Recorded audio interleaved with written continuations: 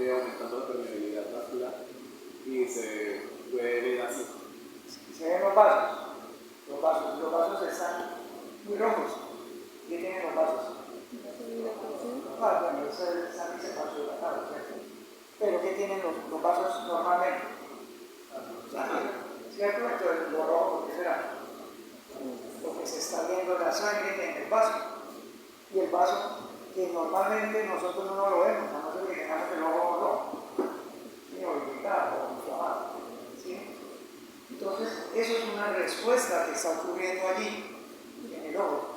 Y ahí está vaso dilatado, se dilató el vaso, y si se dilata un vaso, se llena de sangre, o sea, se acumula la sangre y se pueden ver. Entonces vemos, está rojo porque está vaso dilatado, está congestivo. Cuando el vaso tiene sangre, lo llamamos vaso congestionado. Cuando el vaso se ve así, o sea, el vaso que tiene sangre. Cuando el vaso se puede visualizar y está visualizado porque se dilató, que se llenó de sangre y se congestionó. ¿Sí? Entonces, está rojo porque está congestionado. ¿Qué más le ven ahí? La secreción. Tiene una secreción, exactamente. Tiene una secreción. ¿Qué más le observan?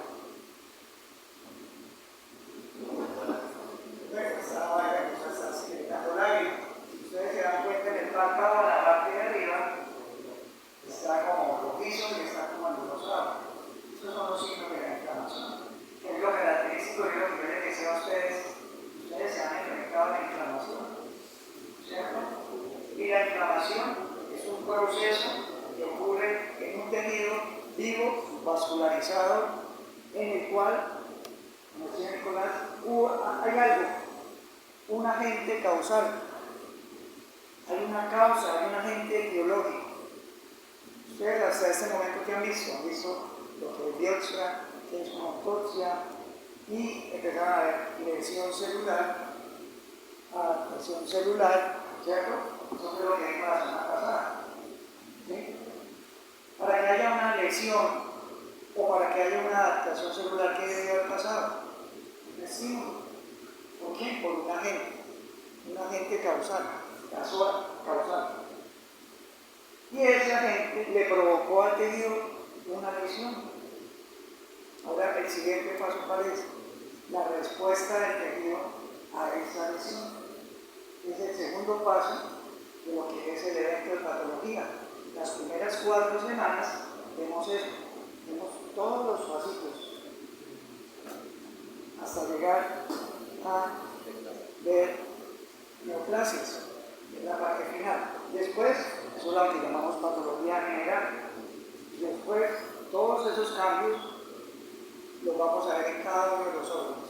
Tiene un pulmón, tiene una lesión, tiene una neumonía. Va a haber una respuesta inflamatoria. ¿Qué le pasa a la respuesta inflamatoria? Pues va a depender, van a existir unos cambios en el pulmón, tanto macro como micro. Y puedo entender por qué el paciente con neumonía tiene todos los lados ocultos, tiene como unos estertores, o el paciente que tiene apendicitis. Ese es el proceso. Entonces, hoy vamos a ver el segundo paso después de la lesión. Pero en realidad es el tercer paso, porque el primer paso, ¿cuál es? El agente etiológico. Siempre debe haber un agente etiológico. Después de ese agente etiológico, ¿qué hace? Hace unos cambios y provoca una lesión. Segundo paso. El tercer paso, ¿cuál es? La respuesta del tejido. ¿Sí? Si uno tiene problemas, no entiendo por qué habría una lesión, digamos en las alergias.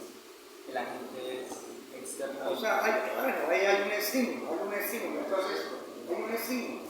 En las alergias, ¿qué ha ocurrido? En las alergias hay una respuesta inmunológica ante la exposición de un alergeno. ¿Sí? Hay alergias, hay respuestas inmunológicas, son 4. ¿Sí? Ahí sería una respuesta inmunológica. Alergenos rápidos, está hablando. ¿Sí? Hay una respuesta. ¿Qué es lo que provoca ese alergeno? Una respuesta en un tejido vivo vascularizado. Y va a producir una serie de cambios. ¿Cierto?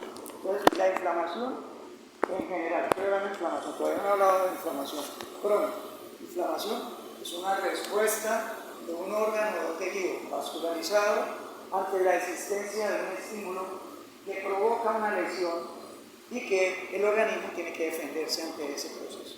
Eso es lo que sabemos de la inflamación. ¿Sí? Entonces siempre vamos a encontrar que va a decirse la lista de ejemplos. Un ejemplo, ponen ustedes inflamación, imagen en internet, es la primera imagen que les va a aparecer. Y aparecen muchas presentaciones. ¿Y lo que ocurre? Ocurre un estímulo, una lesión. Aquí va a provocar una reacción, en este caso sería una mucosa o una piel. Y la respuesta inflamatoria va a estar referida a una serie de cambios. Y por eso el lo primero que vemos es como una serie de cambios relacionados con cambios vasculares, alguna congestión, y posteriormente va a haber un aumento de la permeabilidad. Una serie de secuencias de cambios. Se lesiona, lo que hay pedidos intersticiales. El vaso está un poquito retirado, puede estar cerca, pero esta lesión provoca cambios en los vasos alrededor del área afectada. En el ojo, pues en el ojo. Aquí en la piel, pues a través de la dermis. ¿Y qué va a producir? Al liberarse de la lesión, van a participar varios componentes.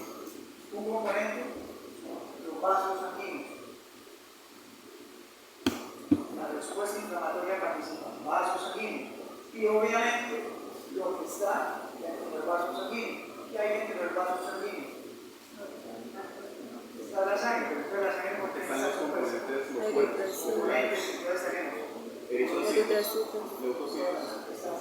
Los leucocitos, que son los que van a participar activamente, van a estar los hematíes y van a estar plaquetas, pero además que hay el plasma sanguíneo. ¿Qué hay en el plasma sanguíneo? Hay factores de la coagulación, hay sustancias y lo que llamamos los mediadores químicos. Esos mediadores químicos van a participar desde el mismo momento, incluso pueden que no estén acá, pueden estar acá por fuera. Mediadores químicos. ¿Qué son los mediadores químicos? Son sustancias que van a permitir que el vaso se dilate, van a permitir que el vaso aumente la permeabilidad, van a permitir que los neutrófilos, la sangre aquí va a estar activamente pasando. Sí va a estar activamente pasando. Si hay una lesión, yo necesito neutrófilos. ¿Qué debo hacer con esos neutrófilos? Si los neutrófilos van acá, porque eso es activo. El paciente está vivo, la sangre, el corazón está bombeando la sangre va a estar pasando. Pero acá hay una lesión, ¿qué debe hacer? Concentrarlos ahí. Exactamente, los tiene que concentrar, pero como estos se están moviendo, pues ¿qué hacen? Fijarlos. Los mediadores químicos, las sustancias químicas, hacen que los leucocitos que van por el centro del vaso se vayan a la periferia, el vaso, se salgan del vaso, sea un transporte activo, un mecanismo activo, se salgan del vaso y lleguen acá. ¿Para qué? Para destruir las bacterias o el agente causante. Entonces, es un mecanismo muy dinámico. Necesitamos los vasos sanguíneos, necesitamos los componentes de la sangre, necesitamos los mediadores químicos y necesitamos, recuerden que aquí por fuera del vaso también hay células que son guías, vigilantes. ¿Cuáles son los vigilantes de la piel? Las células de ángel. Las células del ángel. Y ellos son histocitos, son macrófagos. Y ellos están acá vigilando, vigilando que se dan una lesión. Y si hay una lesión, ¿qué hacen ellos? Liberan sustancias, o sea, llaman, tienen el piquito y llaman, van a quitar, y en realidad pues, empiezan a liberar una sustancia para que las células lleguen allá y lo ayuden. Y eso es el mecanismo de la inflamación. La inflamación es ese CDN dinámico en donde van a participar varios componentes. Miren los componentes, van a participar componentes en la parte intersticial.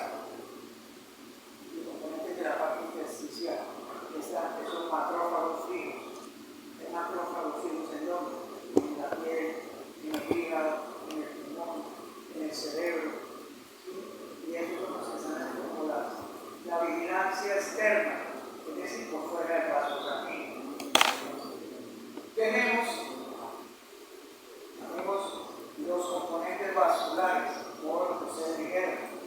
Y no solamente las células que están en la sangre, sino que también van a participar unas células que revisten el vaso sanguíneo. Las células endoteliales. Y están las sustancias, o los llamados mediadores de la inflamación, las sustancias químicas, los mediadores químicos. Es necesario esa sustancia, porque si no hay mediadores, no van a llegar a las células, no se va a dilatar el vaso, no va a haber fiebre, no van a haber alteraciones sistémicas. Bueno, todos esos mediadores químicos son los que van a amplificar la respuesta inflamatoria. Es más, estoy hablando de que la inflamación es una respuesta de protección, ¿sí? De protección alérgica, también es conocido internamente. Pero, ¿qué sucede con esa respuesta inflamatoria? Una vez se despierta la inflamación, se puede empezar a propagar. Y al propagarse, puede haberse, a veces no detenerse. Y la respuesta inflamatoria termina siendo nociva. Y se vuelve sistémica y el paciente se puede morir por una inflamación aguda severa. Ejemplo, en el COVID, ¿qué pasó? ¿Qué pasa? Se dispara la respuesta inflamatoria. Y la respuesta inflamatoria es la que termina alterando el sistema de la coagulación, el sistema pulmonar y en forma sistémica. O, por ejemplo, de la alergia. Un paciente cuando tiene un shock anafiláctico porque es alérgico, una picadura muy seca.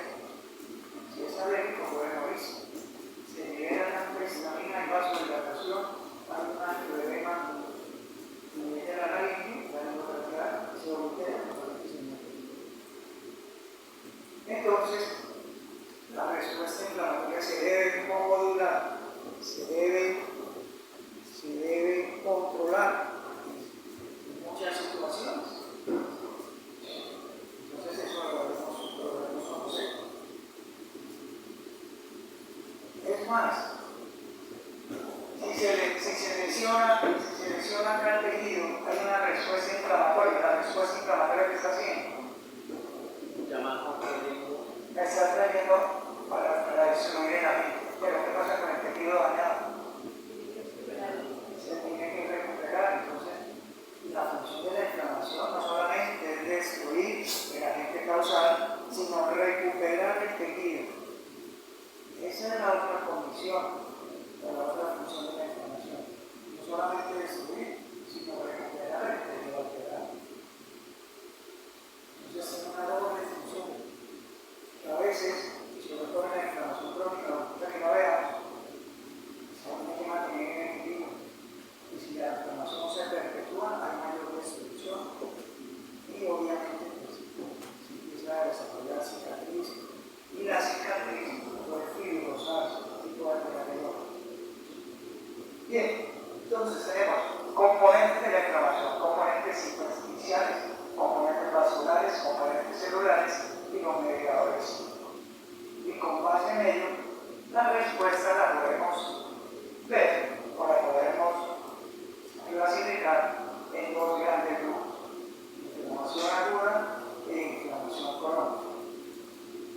La inflamación aguda, ¿por qué se caracteriza? Entonces están ahí los datos que estoy notando ahí en esa imagen. La inflamación aguda es aquella que dura menos de 7 días. Menos de 7 días. 7 días ya debe haber una resolución. Las principales características de la inflamación aguda son los cambios vasculares. El ojo, acuérdense de ese ojo. Ese ojo es una inflamación aguda. ¿Por qué? Porque tiene gran cantidad de congestión vascular. Entonces, predominan en las fases iniciales de la inflamación aguda los cambios vasculares. Vasodilatación, congestión, aumento de la permeabilidad. Y el segundo factor importante es la célula. La célula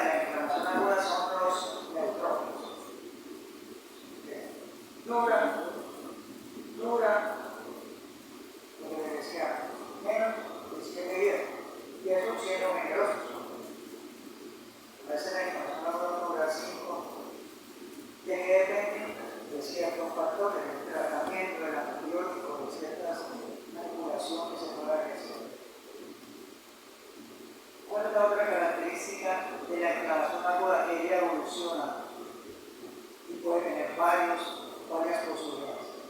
Hay una lesión, entra la inflamación aguda, destruye la agente causal y me recupera el tejido, parece que no le ha pasado nada.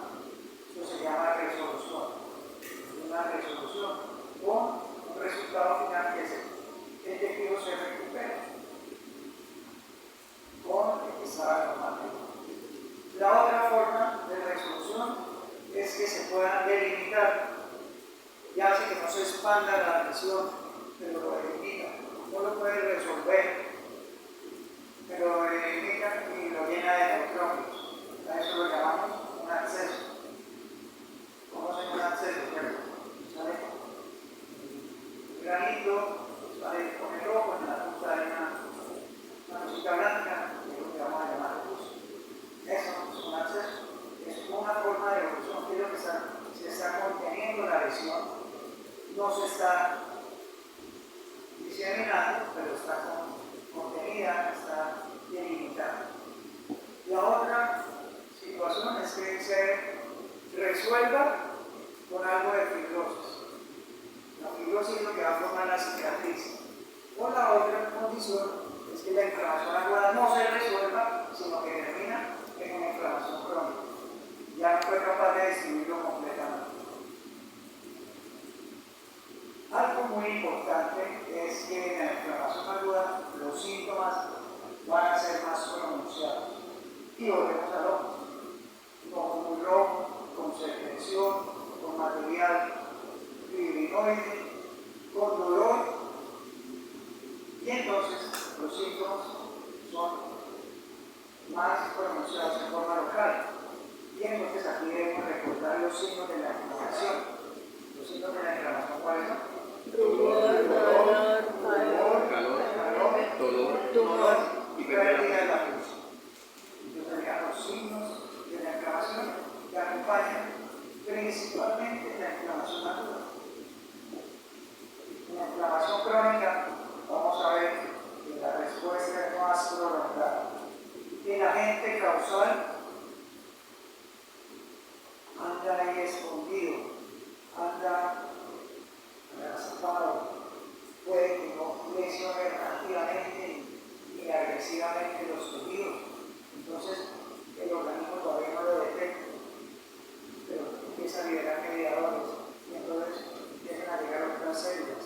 Ya no llegan ya tantos campos vasculares, ni hay polimorfos, ni hay neutrófilos, sino que aquí se cambia el componente celular. Y el componente celular se cambia para el sistema fagocítico mononuclear, que son los monocitos, los linfocitos y principalmente las células. los macrófagos, los histocitos. Es la principal célula de la inflamación crónica. Aquí, ¿qué sucede? Pues se magnifica la respuesta. ¿Por qué? Porque la agente causal, como les decía, se replica más lentamente, se esconde, se mete dentro de las mismas células y como se mete dentro de las mismas células inflamatorias, el organismo no las identifica inicialmente, tempranamente, sino que ya las reconoce tardíamente. Entonces, por eso es más lento. ¿Qué problema tiene ello? Que en la inflamación crónica la lesión celular es más grave.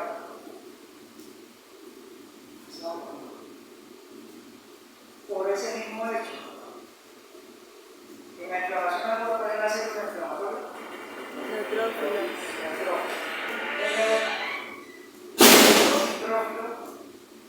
Neutrófilo es el encargado de luchar directamente con el agente etiológico. ¿Por qué? Porque lo ve, lo reconoce, hay una serie de fases, lo reconoce y lo resuelve. En la inflamación crónica, es decir, el agente puede estar creciendo lentamente, o es inerte, o se metió y se escondió dentro de la célula. Entonces, ¿qué sucede? La respuesta inmunológica va a ser más lenta. Pero ¿qué sucede? Cuando lo reconoce, las células que van a participar tienen un armamento más pesado que el neutrófilo. El neutrófilo está peleando cuerpo a cuerpo.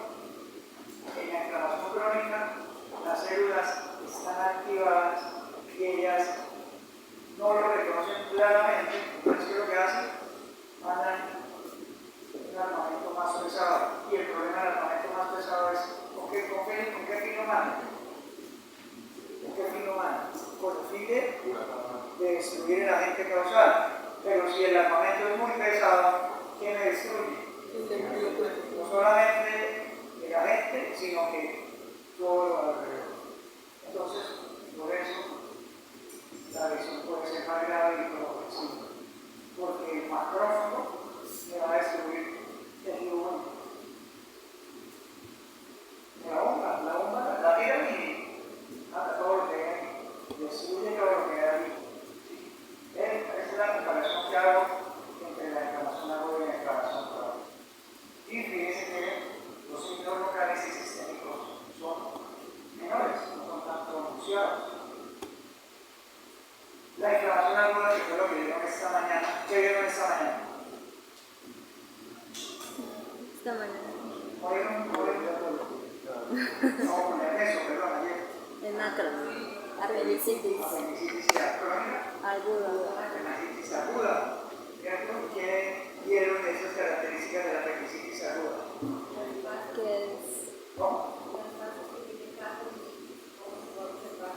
Bien, entonces esa fase de la apendicitis, la apendicitis aguda. ¿Cuál es el tratamiento de la apendicitis aguda? Sacar. No hay. Si no lo saco, ¿qué pasa? Va progresando y se perfora. Ahí puede haber se puede complicar una peritonitis o una sepsis. Esos cambios, cuando uno habla de inflamación aguda, un ejemplo clásico es la apendicitis. ¿Qué sucede en la inflamación aguda? Como les decía, van a haber unos fenómenos inicialmente vasculares, la vasodilatación, se llena de sangre o congestión. Vasodilatación y congestión, es el caso pronunciado. Posteriormente viene la fase que está ocurriendo dentro del vaso sanguíneo, que es lo que llamamos la fase celular. ¿Qué sucede? Que los neutrófilos tienen que salir del vaso. Entonces van a ver, el neutrófilo va por el flujo laminar, va en exceso. Cuando hay vasodilatación, ¿qué sucede con el flujo? ¿Se vuelve más rápido o lento? Rápido. Si se ensancha el río va a ir más lento o más rápido. Más lento. Más lento. Si el río se ensancha,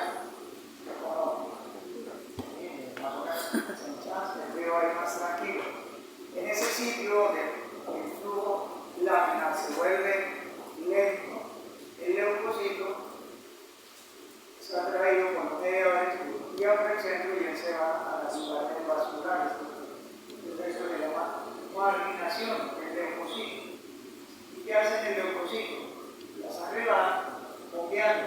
El leucocito, ¿qué tiene que hacer? En el lado donde está la inflamación, se debe salir. Pero como la sangre está moviéndose, el leucocito se debe adherir a la pared. Un proceso de adhesión leucocitaria. Una vez se ha adherido, ya se pegó al endotelio, quedó pegado al endotelio, entre las células endoteliales empiezan a pasarse en los pseudócoros. Entonces se llama la sublimación leucocitaria, y una vez se sale del vaso, él debe irse hacia el sitio donde está la lesión. ¿Cómo se va? A través del llamado. El sitio que está lesionado llama a través de mediadores químicos, a través de los leucocitos. Eso se llama quimiotaxis, que es el movimiento orientado del leucocito hacia el sitio de la lesión. Entonces, se deben acumular. Una vez acumulado, acá ¿qué debe hacer? Es que debe reconocer a la gente causal. Una vez reconocido, ¿qué hace? Lo fagocita para destruir. Y eso es lo que ocurre. Esa es la inflamación aguda. Vamos a ver el viernes cómo es todo este proceso. ¿Sí? Y ustedes vieron esto, apendicitis aguda, vieron diferentes apendicitis que pueden ser, ¿cuál es más grave? Si todas son apendicitis, hay 1, 2, 3, 4, 5 apendicitis, 5 pacientes. ¿Cuál es la más grave y cuál es lo que podría ser la menos grave? La perforada. O sea, pero de las 5, o sea, 1, 2, 3, 4 y 5. ¿Cuál de los números? La más grave sería la que está perforada, o sea, el número 5 y aquí para allá. 1, 2, 3, 4. Esa, entre esta y esta, ¿cuál es más grave? La 4. ¿Por qué? Gangrenada. ¿Por qué? Gangrena. La vena oscura, la vena hemorrágica, probablemente está gangrenada. Y esta, ¿qué le vemos? Simplemente le estamos viendo Los vasitos. vasos dilatados congestivos y de pronto algo de sangramiento. Y entonces así tenemos la típica apendicitis aguda edematosa. No sé cuál es la que deberían hacer. Edematosa, fibrinosa, fibrinoculenta, gangrenada o gangrenosa y gangrenosa y perforada. Son más o menos los diferentes eventos. ¿De qué depende? Depende del tiempo de evolución. Depende del tiempo de evolución. Depende de si el paciente comienza con dolor abdominal. Depende de que si el paciente se tomó algo para el dolor y le pasó. Si el paciente tiene dolor abdominal y se tomó una pastilla, un Mexargin, le pasó el dolor, le pasó la apendicitis, le pasó la apendicitis a este paciente, no le pasó la apendicitis. Pasa el dolor, pasa el efecto del analgésico y ¿qué le aparece? Nuevamente el dolor. Y ya pasó de una apendicitis incipiente a una apendicitis vermonosa o fibrinoculenta. Entonces van a depender de muchos factores. Si NRS, si vamos a hospital hay mucho trabajo y de pronto se mueren en operarlo. Depende, hay muchos factores que participan en el tratamiento de la apendicitis. Entonces eso fue lo que vieron ustedes. Vieron las diferentes fases de la apendicitis, ¿sí? Con sus características, tienen una apendicitis gangrenada, tiene pus, ¿cierto? Todas van a existir, cada una de las fases. Va a haber vasodilatación, va a haber congestión, va a haber hemorragia, después aparece material purulento, después tiene vasocongestión, vasodilatación, congestión, material purulento y tiene necrosis.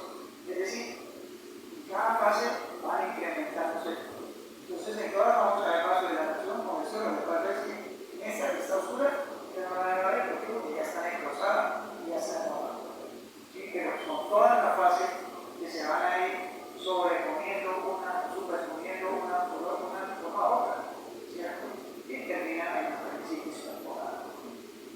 Y a nivel histológico, ustedes vieron o van a encontrar los cambios de la inflamación aguda. Entonces vamos a ver. Aquí hay una necrosis de la mucosa, hay congestión, miren estos vasitos están congestionados, hay edema y hay infiltrado de qué células? Neutrófilos. De neutrófilos. Esto sería una apendicitis gangrenosa. ¿Por qué gangrenosa? Porque yo no veo capa muscular o veo el esbozo de la capa muscular. Hay una necrosis. ¿De qué tipo hay? Inicialmente comenzó con una necrosis coagulativa, después pasó a una necrosis infarctiva cuando se llamó a luz. Y ahí vemos, es una apendicitis gangrenosa. Bien, entonces ahora pasamos al siguiente, a lo que nos concierne en el día de hoy.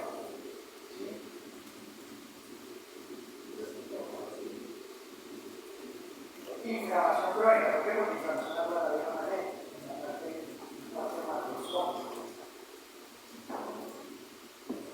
Para mí, ese es el resumen de la clase de inflamación.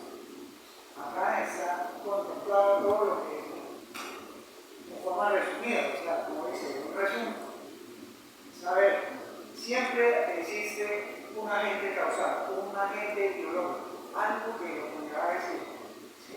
Y les decía a ustedes, el principal agente biológico puede ser la toxina. Una de las causas de la apendicitis es la hipoxia que está ocurriendo en la apéndice. ¿Por qué? Por la presión que hay. De pronto ejerce un fuercalito, una material que se impactó sobre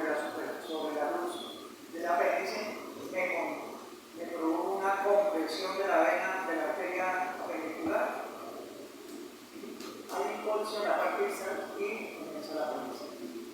Y empiezan a crecer bacterias y empieza a aparecer mediadores químicos, van a producir vasodilatación, la congestión y todo lo relacionado con la inflamación aguda.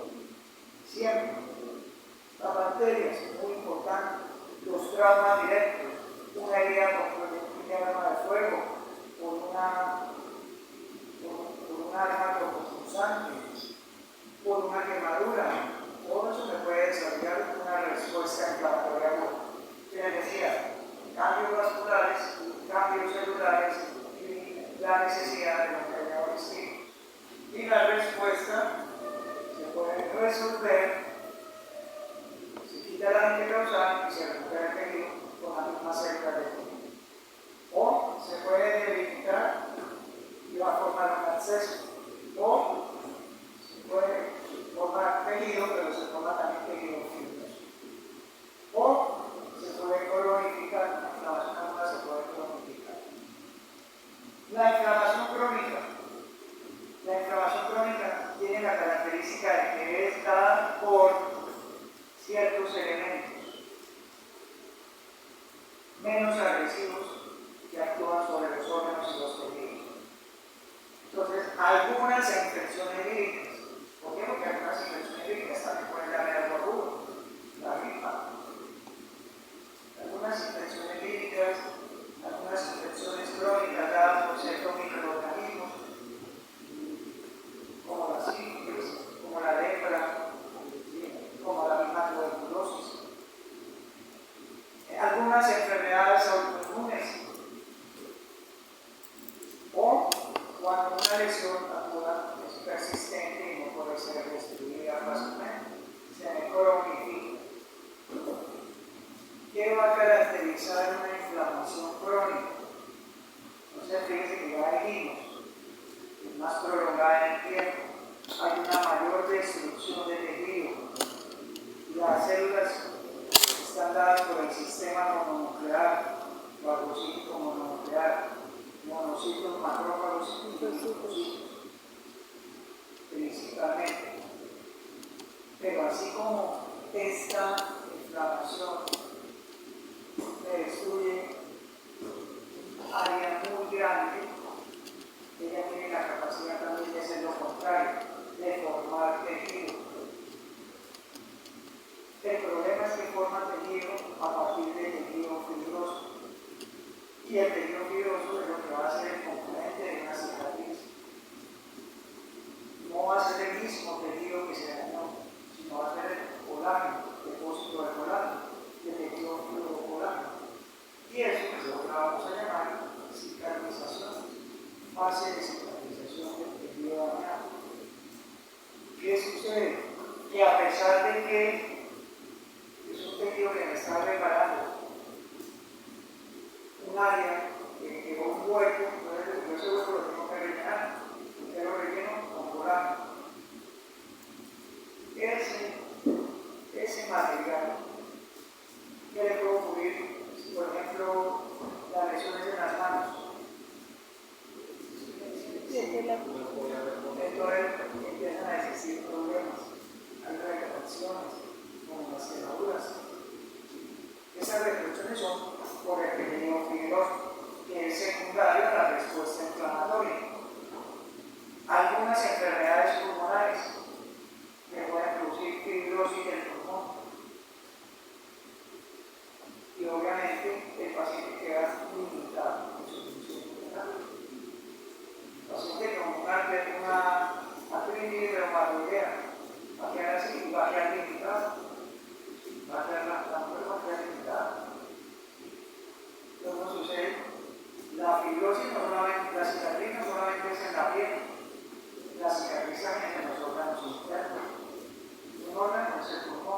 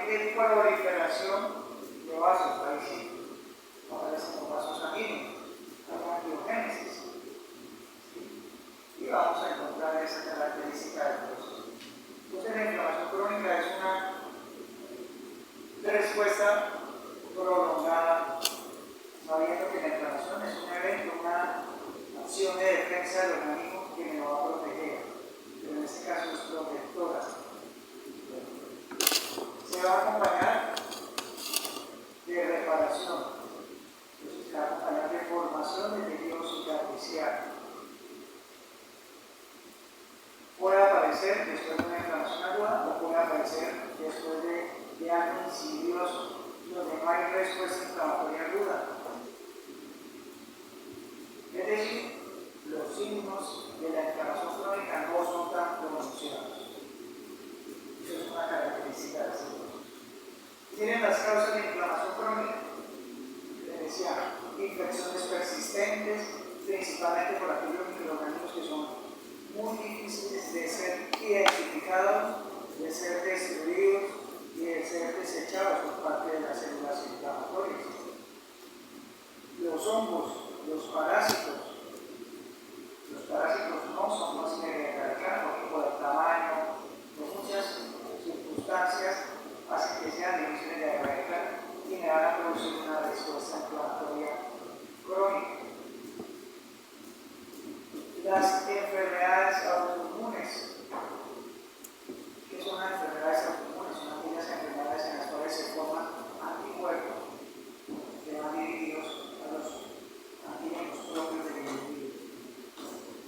Si un anticuerpo se une a un antígeno, por ejemplo, a nivel de la válvula cardíaca, el antígeno, al formar el complejo antígeno-anticuerpo, activa los mediadores de la inflamación y me desarrollan una respuesta inflamatoria en ese sitio. Que los autoinmunes va a ser toda la vida, pues toda la vida va a estar inflamándose. ¿Qué toca hacer? Para regular esa inflamación o tratar de que no se inflame para que no se vaya a lesionar. Entonces, las enfermedades autoinmunes participan en ese proceso. Algunas enfermedades alérgicas.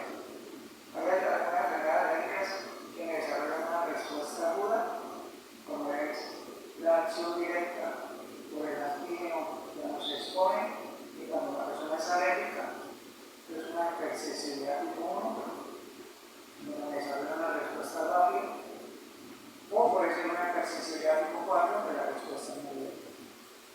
La otra característica o causa de inflamación crónica son agentes inertes, que uno los puede obtener del medio ambiente, como un minero que vive trabajando en una cueva, está inhalando productos, y esos productos se quedan en el pulmón y van a desarrollar una respuesta inflamatoria. O el paciente que fuma productos inertes, o si me colocan una sutura y esa sutura no se reabsorbe, sino que yo la tengo que quitar y no la quito, me va a desarrollar una respuesta inflamatoria. O si se me mete una espina, si yo no la quito, se me va a desarrollar una inflamación ahí, crónica. Pero también hay productos internos endógenos, como por ejemplo la elevación del ácido úrico, la hiperglicemia, la posibilidad por el ácido úrico se deposita en ciertos tejidos y de la manera desarrolla una respuesta inflamatoria. O un ejemplo de la vida cotidiana y frecuente en los países occidentales, el depósito de colesterol en las paredes arteriales. Cuando se deposita el colesterol en las paredes arteriales, me va a desarrollar una inflamación crónica y me forma una placa telematosa. Y la placa telematosa me puede llevar a la muerte. Y es una característica de esta cosa.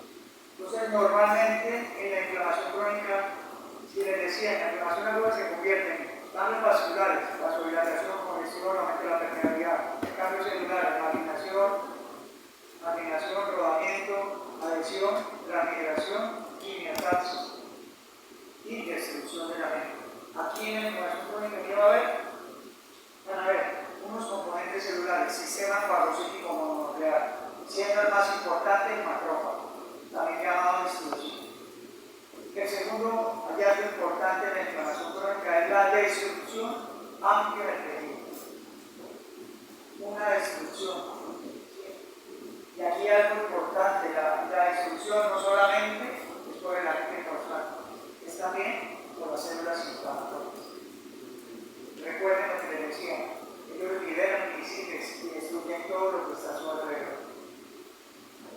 Y la tercera característica es que lo que destruye lo debe arreglar. La reposición de los sólidos. Y entonces, si en la inflamación aguda ustedes vieron que la inflamación aguda se caracterizaba por esos vasos en la pericistis, vasos dilatados por material fibrinoso, por necrosis. ¿Por qué se va a caracterizar la inflamación crónica? La inflamación crónica se va a caracterizar principalmente por destrucción del tejido. ¿Cuál sería la otra? Engrosamiento. La angiogénesis, que me va a llevar ¿a qué? A la formación de fibrosis, o sea, de cicatriz. O sea que cuando la característica principal macroscópica que vamos a ver en los órganos va a estar basada en destrucción del tejido y en cicatrices o fibrosis. ¿Qué estamos viendo acá? Una vesícula biliar. ¿Y qué hay en esa vesícula biliar? Está llena de cálculos. Esos cálculos me van a producir una respuesta inflamatoria aquí. ¿Aguda o crónica? Crónica. No es aguda, no es crónica. Crónica.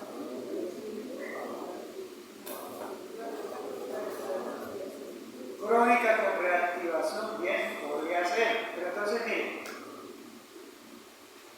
¿cuál es la función de la vesícula? Producir la bilis. Almacenar la bilis. ¿Y la bilis qué hace?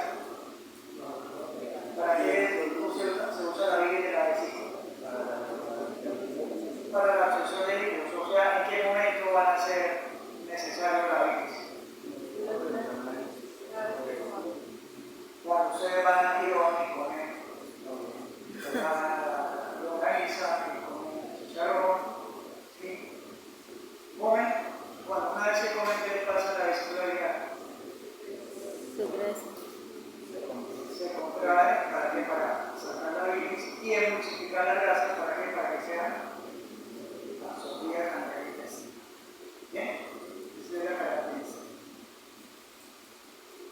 En ciertas situaciones, esa bilis está muy concentrada y cuando se concentra se empiezan a formar los cálculos. Los cálculos, ¿cómo se forman? Entonces yo hago el ejemplo. Ustedes tienen su vasito de agua, le echan el limón y le echan mucho azúcar, la revuelven y van por la empanada y cuando llegan el azúcar ¿en dónde está? En el fondo. ¿Sí?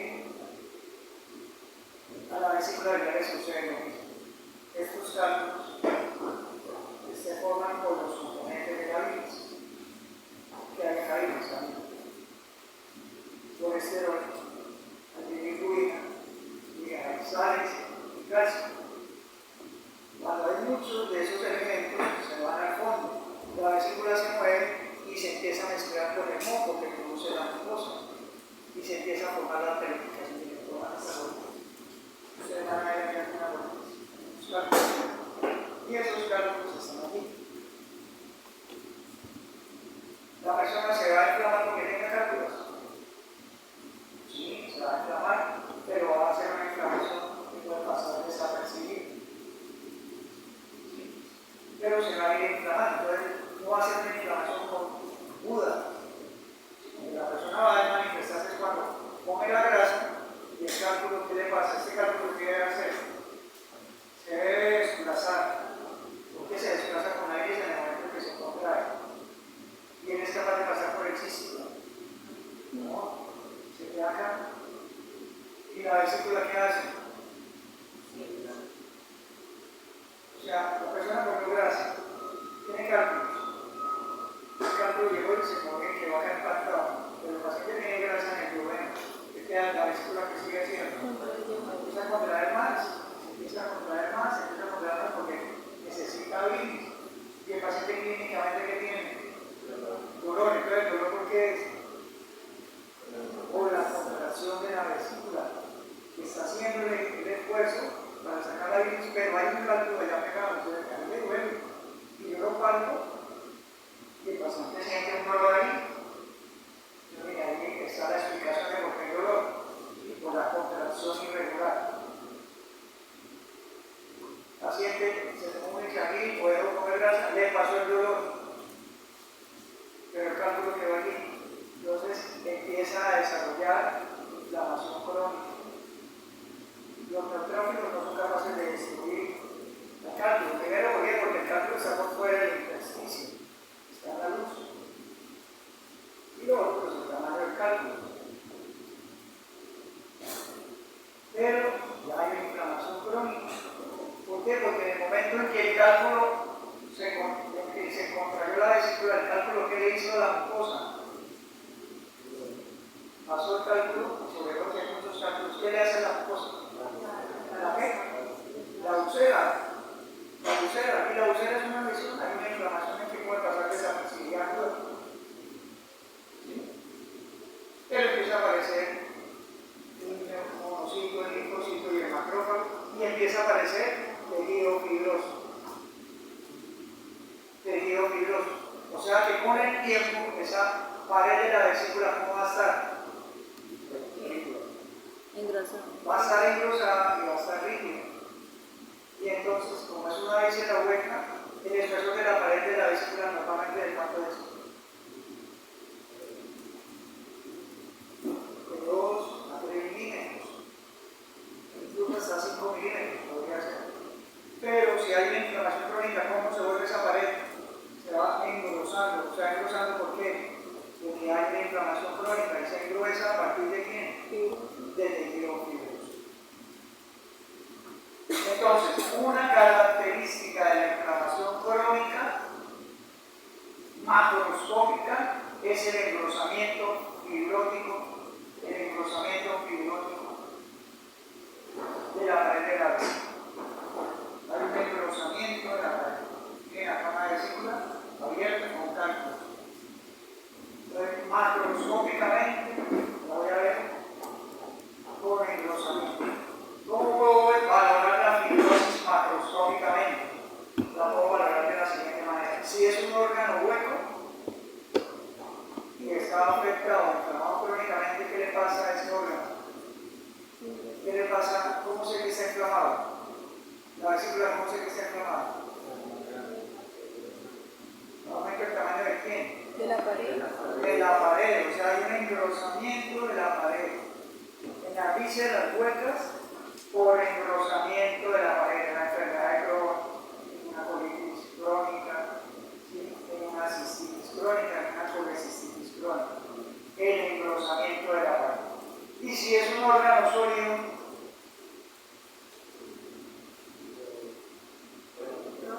o por ejemplo acá en la piel, ¿cómo sé que hay una inflamación crónica?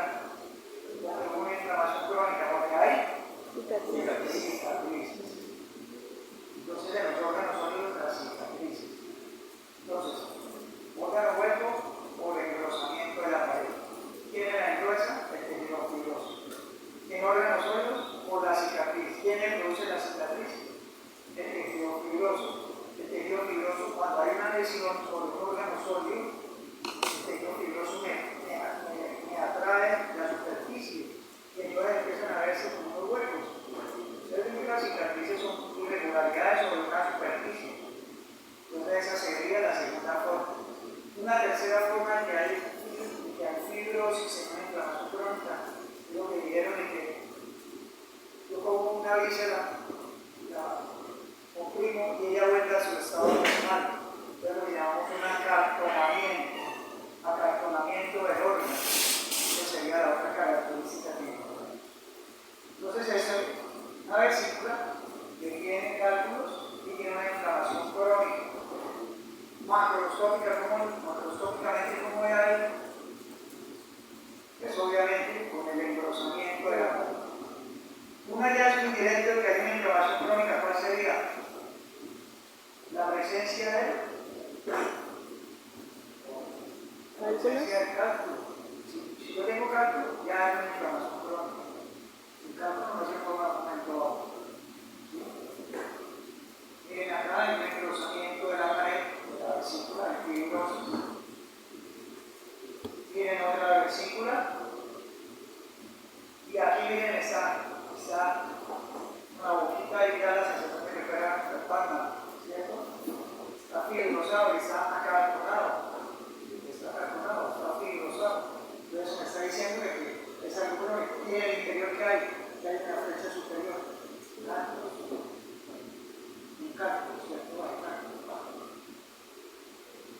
histológicamente, ¿qué vamos a ver? Entonces, histológicamente vamos a ver un engrosamiento fibrótico. Normalmente la vesícula biliar tiene una capa mucosa, una capa muscular y una serosa pequeña. Y miren, la serosa aquí va desde aquí hasta acá. Más de la mitad del espesor de esta pared está contenido fibroso. Entonces, la fibrosis histológicamente. ¿Y qué otro hallazgo voy a ver? Las células, ¿cuáles son las células? ¿Cuáles son las células de la inflamación aguda? Los neutrófilos. Los neutrófilos. Aquí no voy a ver neutrófilos, en la inflamación crónica voy a ver Monocitos. macrófagos y Linfocitos. linfocitos, principalmente. ¿Qué otro componente? Si hay fibrosis, hay vasos sanguíneos, angiogenesis. Los cálculos están arriba, no los voy a dar en la cirugía. Miren acá, fibrosis de la pared, la mucosa con significado inflamatorio y algo que también puede existir y se puede asociar. El cálculo que ¿qué le está haciendo la vesícula cuando come grasa? ¿Qué hace la vesícula? ¿Qué fue lo que dijeron? Se contrae en forma irregular y es lo que me va a producir el dolor. Esa contracción que me va a producir en alguna de las capas de la vesícula.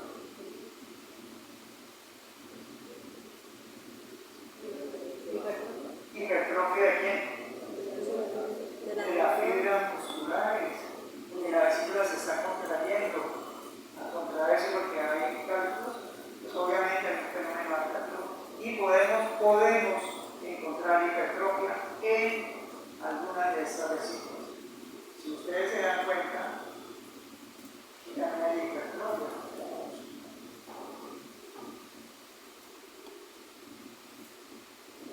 Y eso sería inflamación crónica en la vesícula. ¿Cómo lo voy a ver? Con ese engrosamiento de la pared, con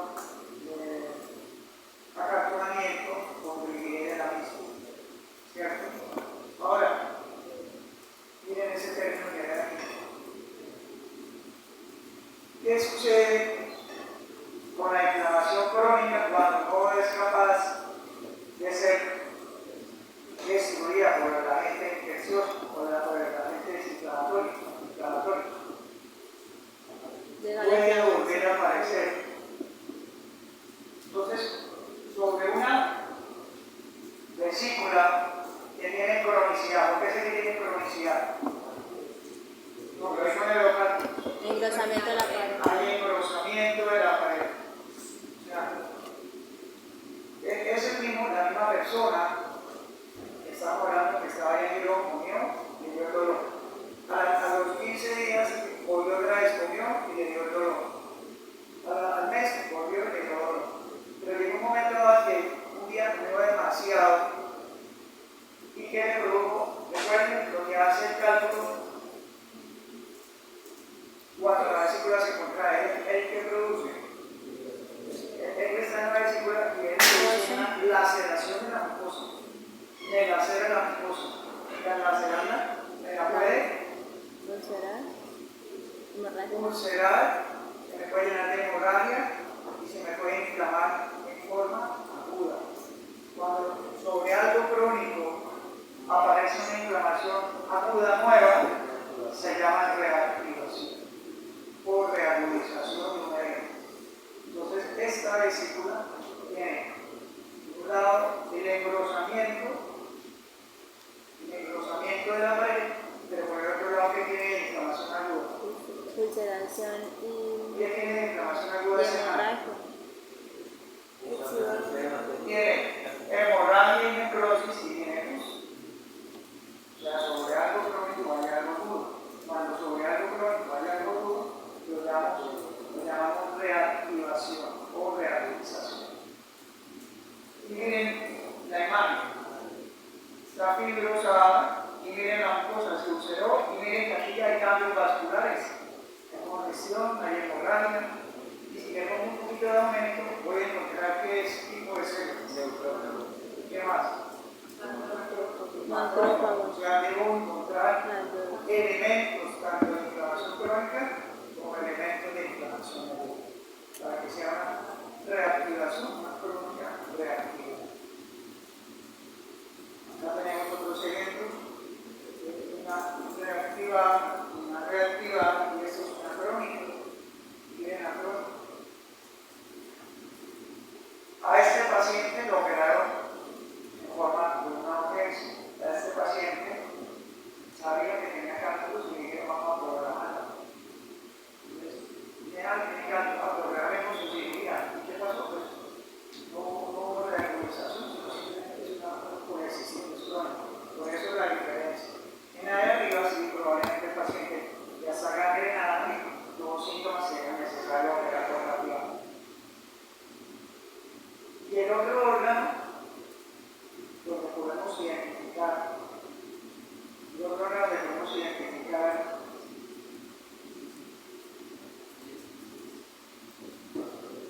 inflamación crónica como algo importante, que son los riñones.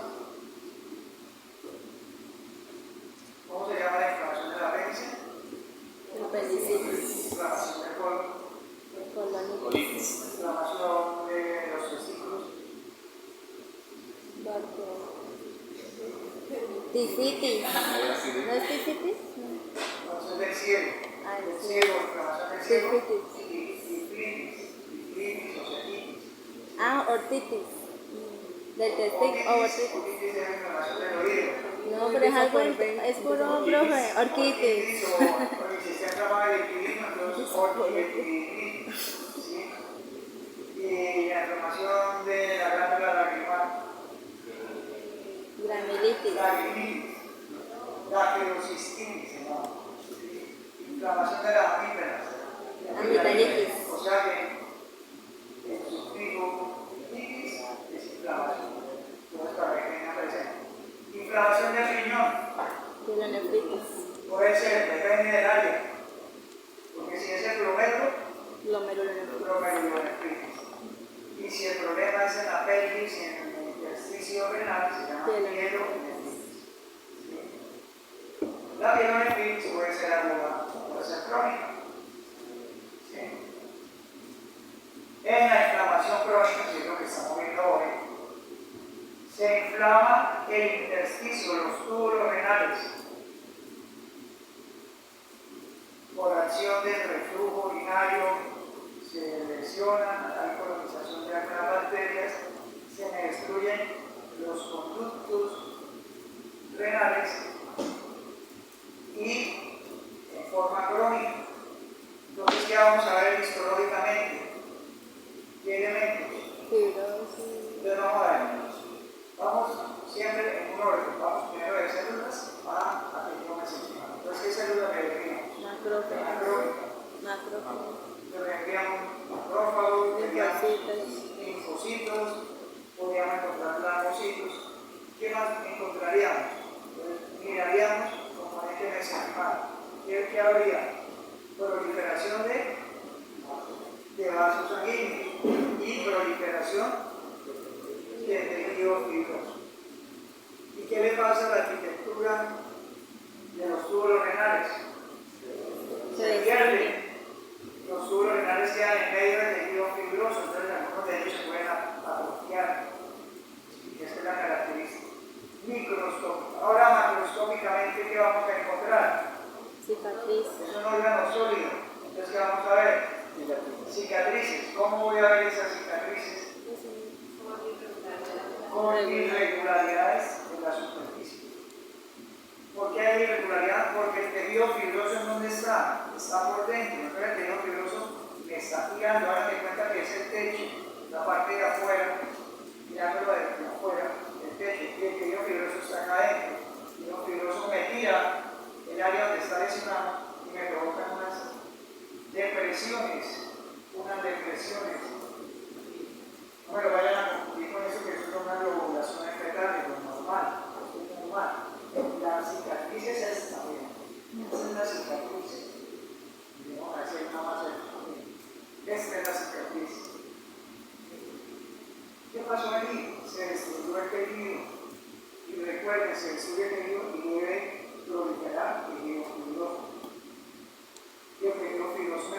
esa retracción. Me produce la retracción. Eso es lo que yo veo acá. O cuando las cicatrices que nos dan en la piel, si uno se raspa o se pulsera, le queda una cicatriz. O cuando uno se quema, le queda la cicatriz, dependiendo de la cicatriz. Y esas son las irregularidades que vamos a encontrar. Miren las acá. La mayoría de estas fotos son de piezas de la misma que ustedes van a ver. Y miren los médulos y miren los tubos. ¿Qué pasó con los tubos? Se cambió la arquitectura normal.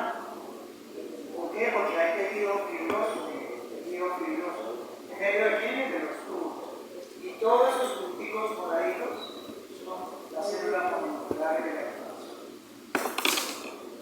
Miren aquí. Y los tubos se volvieron más pequeñitos, se atrofiaron. Y en medio de ellos hay tejido fibroso. Esa es la característica de la inflamación crónica. Destrucción parte del parénquima del escapo del parénquima renal, reemplazada por tejido fibroso con presencia de células mononucleares. Bien, ¿alguna pregunta hasta acá? ¿Inflamación crónica? Profe, con respecto a la pielonefritis crónica, ¿cuál sería como tal la etiología? En la etiología de la pielonefritis crónica, la principal etiología es el reflujo vesicolateral. Se devuelve la orina y me afecta el parénquima renal. Y me favorece a una infección crónica de ese nivel. Ahí también podría entrar la obstrucción de las vías urinarias. Claro, todo lo que me vaya que me produzca reflujo de la orina. Una obstrucción, un cálculo renal, la orina se queda allí, en medio del cultivo y se inflama el ejercicio renal y me desarrolla una pielonefritis crónica. Profe, dicen que la orina está estéril y todo eso, pero ¿qué tan estéril es la vejiga? No, debe ser estéril. Lo que pasa es que la orina lo que me va a producir es una irritación química sobre la superficie de los túbulos y me desarrolla una respuesta inflamatoria crónica. Debe ser estéril.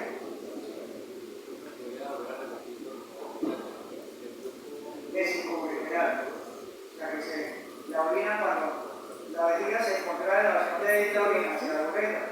Entonces, cuando se encuentra una parte se va para la uretra y otra parte se devuelve, puede con la presión y llega a eso afecta los polos renales principalmente. Bien, bueno, entonces digamos, inflamación aguda, cambios vasculares, elementos polimorfos nucleares heterófilos y el proceso de quimiotaxis mediado por los mediadores químicos con la fagocitosis. Inflamación crónica clásica, destrucción de tejido, sistema mononuclear y reparación con antigenes.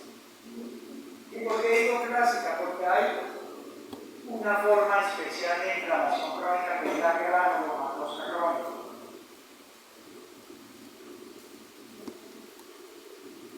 ¿Qué es lo que estamos viendo acá? Que la inflamación granulomatosa crónica, como su nombre lo indica, las células que vienen a ser las mismas se van a exponer como embutidos, forman grupos. ¿Sí? Entonces ellos se agrupan y forman como nodulitos. Y esos nodulitos son lo que llamamos granulomas. Es una forma especial de inflamación crónica que no la dan sino ciertas condiciones.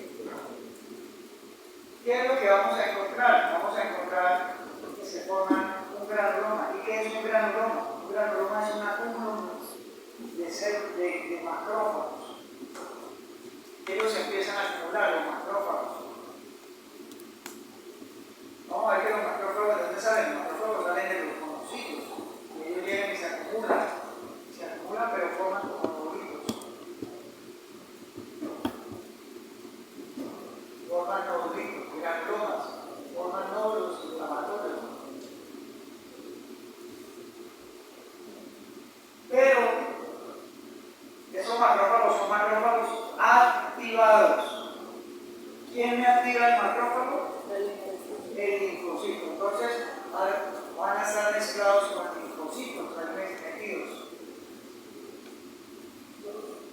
Linfocitos y macrófagos. Forman como un nuevo líquido. Y se puede encontrar tejido fibroso.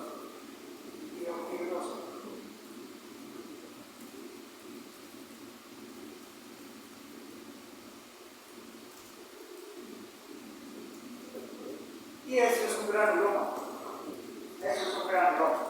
Pero los granulomas pueden ser de dos tipos. Por la morfología pueden ser blandos o pueden ser duros.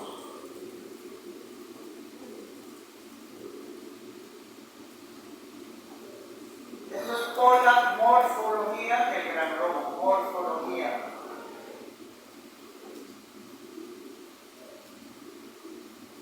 Ahora, los granulomas también pueden ser de acuerdo a la respuesta inmunológica.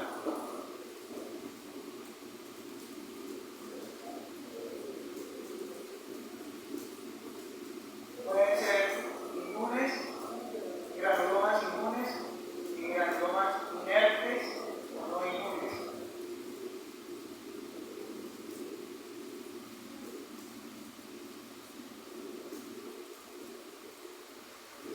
De acuerdo a la respuesta inmunológica. Eso es de acuerdo a la respuesta morfológica, a la característica morfológica. ¿Sí? Entonces, miren, un granuloma está formado por macrófagos, por linfocitos, granocitos y tejido fibroso. ¿Qué sucede a veces en los granulomas? Que estos granulomas están formados por los histiocitos.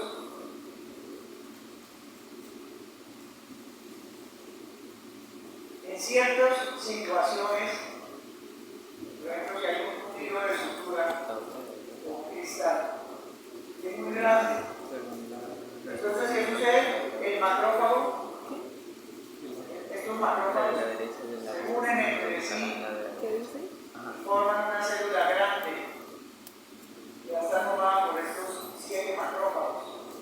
Creo que es inmunes. Ahí están, estos macrófagos se unieron y formaron un solo citoplasma y empezaron a ser núcleos.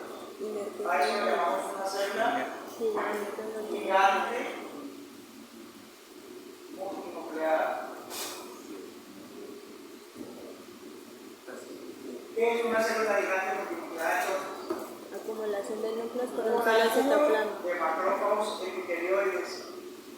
¿Qué hacen ellos? Como son más grandes, pero ellos llegan y pueden fagocitar, entonces se meten acá. Se pueden meter fácilmente, o lo pueden rodear. Entonces, una célula gigante multinucleada. ¿Sí? Entonces, acá tenemos un granuloma. Pero ¿qué diferencia hay este granuloma con el que yo le dibujé acá? Que tiene la célula blanca. No, todos los granulomas están activados. Todos los macrófagos de los granulomas están activados. ¿Qué diferencia hay entre este granuloma y ese granuloma? Ah, que tiene necrosis. Miren que en el centro que hay Necrosis. Fibras. Necrosis. necrosis Granulativo. gaseosa. Ah, Esto es necrosis gaseosa. Cuando el granuloma tiene necrosis gaseosa, Blando. se llama granuloma blando. Cuando hay necrosis gaseosa, ¿qué piensan? Puede tener necrosis. Hasta que no se demuestre lo contrario, la necrosis gaseosa se asocia a Tuberculosis.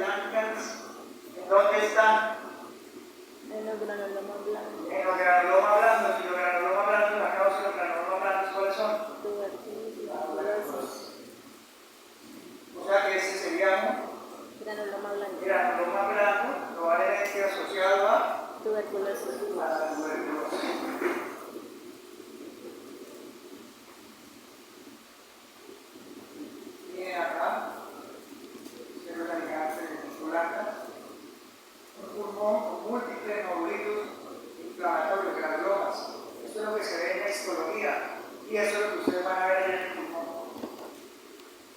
Necrosis caserosa y aquí hay un granuloma. Todos los puntos blancos son granulomas. Todos los puntos blancos son granulomas, pero lo blanco corresponde a la necrosis caserosa. La necrosis caserosa, la necrosis que ustedes vienen allá. Y miren los pulmones. Cada nodulito es un granuloma con necrosis gaseosa. Y entonces aquí hablamos de una inflamación granulomatosa crónica. Entonces, ¿cómo identificó que era necrosis gaseosa con la imagen histológica? Ustedes no le dijeron en la clase cómo era la imagen. ¿Cómo era la imagen? Es ahí. Sí, por eso, ¿cómo es la imagen de la necrosis coagulativa histológica? O sea, se ve como un poco de integridad de la estructura de la célula. Y que se ve la forma. Se ve la forma, pero también porque no se llama necrosis coagulativa. ¿Cómo es la necrosis linfohepática? Se destruye el parénquima. No se puede repetir. Como la necrosis es esa misma, está llena de qué? De neutrófilos. Yo no veo claro, ¿qué es lo que hay enterosis? ¿Sí? Y la necrosis gaseosa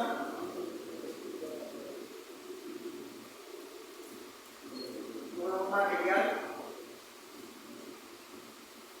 La necrosis gaseosa de cierta forma es una combinación de estas dos. ¿Por qué? Porque acá no veo forma, pero no veo necrosis. Y no veo células inflamatorias. O sea, los linfocitos se encuentran en las periferias. La necrosis que lo vamos a ver. Que lo vamos a ver. Que le voy a mostrar la misma imagen, pero de otra forma. O sea, en las periferias. Exacto. Estoy viendo la forma.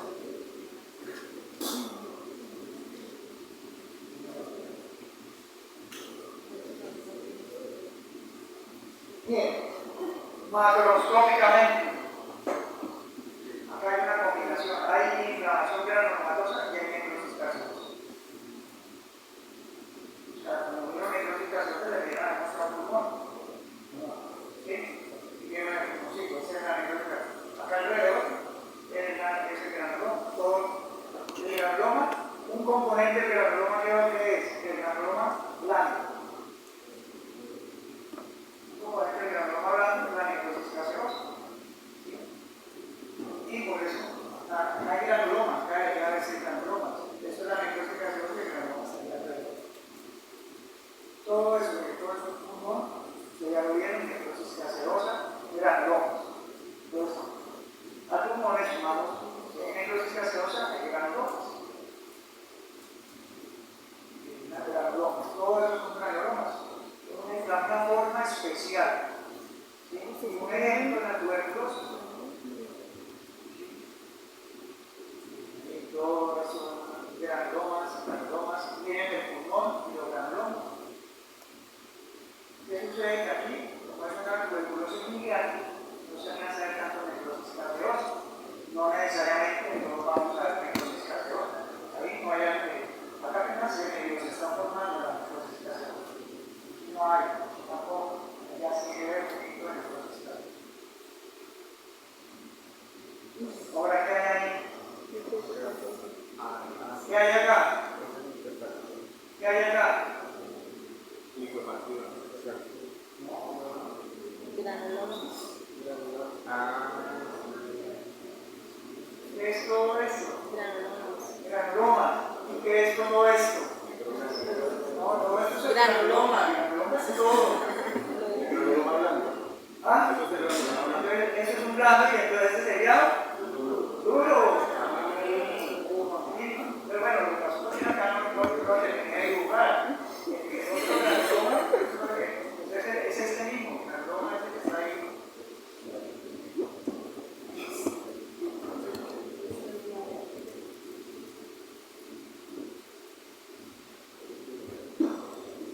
No tengo más colores, entonces mira, acá está la necrosis.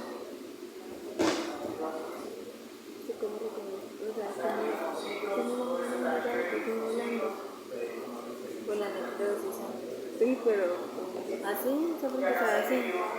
Espera ahorita la música que, bueno, si no muestro que tiene una foto. Y ya tengo el Este es un granuloma blando, este sería un granuloma duro. Granuloma blando, granuloma duro. Ambos que tienen en común las células, los elementos celulares. Macrófagos, linfocitos. bien, no, pero tiene que decir macrófagos. No, Monocitos. Macrófagos alveolares. No.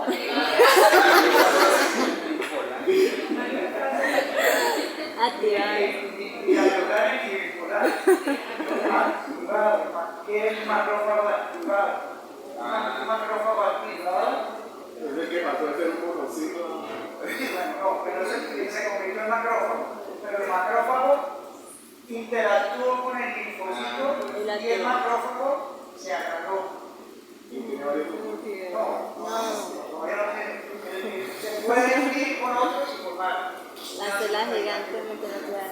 Un macrófago activado es un macrófago simple que interactúa con el linfocito. Ahí se hicieron una comunicación. Hacen una interacción. El linfocito activa al macrófago y el macrófago activa al linfocito. ¿A qué linfocito? Al linfocito T. Y me activa. El linfocito T me activa el macrófago y el macrófago me activa el linfocito. Con lo que el macrófago le presenta la. ¿Y qué es el macrófago? Ustedes conocen a Julio, ¿cierto? ¿Julio? En mi época, le decían era un hombre increíble. ¿Sí? En mi época. ¿Qué le pasa al científico? ¿Cómo se llama? ¿David Grande? ¿Qué le pasa al científico para que se convierta en Julio?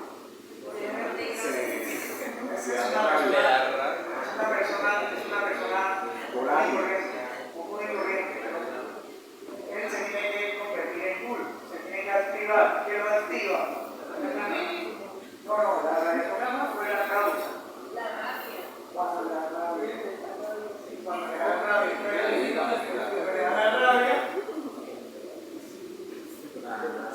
se convierte en cool. ¿Sí o no? Sí, no, me lo grabo para que se ponga cool. Este es el macrófago y el macrófago se debe activar. Se activa en una persona mucho más fuerte, en este caso el científico. Y quien lo activa, la rabia sería el linfocito. Entonces, el macrófago activado es un macrófago que es mucho más fuerte, más potente. Entonces, eso es lo que hacen estos granulomas.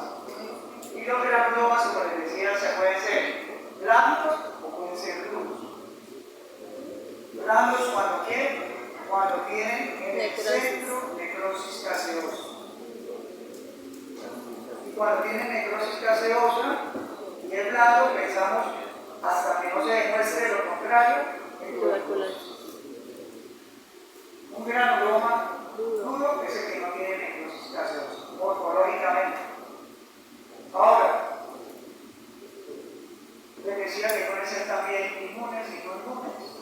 Un granuloma inmune puede ser este, o es este, que tiene tuberculosis, o este también puede ser un granuloma inmune. Dice que la sarcoidosis, o el de la sífilis, o el de la candidiasis rectal. Toxoplasmosis. O la toxoplasmosis también a veces puede desarrollar granulomas. Y hay unos granulomas que se forman por un hilo de sutura. El hilo de sutura es un material inerte, no tiene una reacción inmunológica, pero no puede desarrollar granuloma. Se llama granuloma porque no son secundarios una respuesta, sino que es un mecanismo de defensa, un cristal de colesterol. Bien, claro, macroscópicamente, macro es eso, ¿cierto? Recuerden, si bien esto sería la necrosis gaseosa, sería este centro, y obviamente alrededor está el granuloma.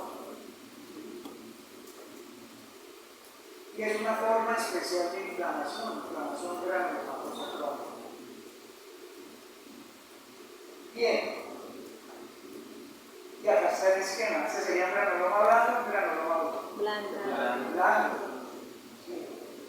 Y esto que hay acá que Tipo Langhans. no, pero esto Células de tipo fibroblastos. es el citoplasma de las células que se unieron. No me lo vayan a confundir con la necrosis gaseosa. Es el citoplasma de las células. Y son células de Langhans. Las células de Langhans son las que se atraviesan un collar de células. O como una herradura, están en la periferia. Y el esquema, entonces, lo amarillo, acá corresponde a lo rosado de acá, que sería la necrosis gaseosa. Las células rojas, los macrófagos activados y que se pueden unir y forman las células gigantes. Las azules son los linfocitos y la amarilla los fibroblastos. Y eso es un granuloma blanco. Podemos hacer el ejercicio acá. ¿Blando o duro? Blando. Blando. Entonces sería necrosis gaseosa, macrófagos, la célula que está arriba de la dosis. De Langhans. Todos esos punticos, linfocitos y los fibroblastos. El granuloma siempre es una respuesta inflamatoria localizada que forma pequeños grupitos de células inflamatorias. Por eso se llama granuloma. ¿Qué va a preguntar algo? La célula multinuclear es una tipo Langhans. No, la célula gigante multinuclear es cuando se unen varios macrófagos activados y tiene un solo citoplasma. Y las Langhans son las que están en la norma blanca. Entonces ahí no estaría la multinuclear. Así que se la Las células epiteloides es el macrófago activado. El macrófago activado es entonces sí, pero si quieres preguntar los macrófagos, las células epiteloides son los macrófagos activados. Epitelioide significa sería tioide parecido. Tioide significa, es un término griego sutil, significa parecido a una célula epitelial. Y es una célula inflamatoria, esto sí, que se parece a una célula epitelioide. Se parece porque es grande. Por eso le hablo